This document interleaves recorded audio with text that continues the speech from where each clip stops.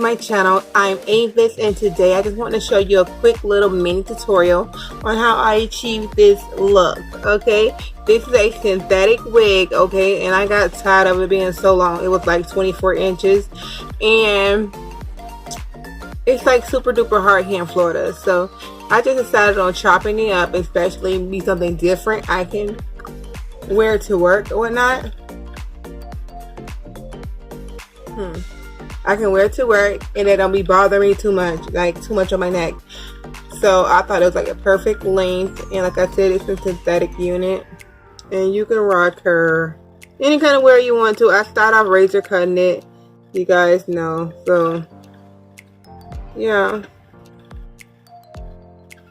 and that's all. I then went in with some scissors, just even it up just a little bit, then went back in with the razor comb and chopped it up some more. I didn't want no blunt cut. I want it to be like messy razor cut type of style. And yeah, and that's how it turned out. Here are really, really nice. And think about it, when you was cutting it with the razor comb, and I actually gives it some volume. And I also applied my Got2b glue spray along with my Ghost Bond. My Ghost Bond is right here. And applied my unit. So yeah, that's basically it. I just wanted to, I mean, I was already doing my hair, and I just said, you know what, hold on, hope we don't change my lighting. There we go. And I said, you know what, I'm just going to record myself doing it, since I'm already, you know, doing my hair, so why not?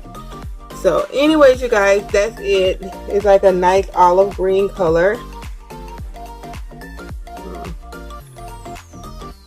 I don't know why I keep bothering. There we go.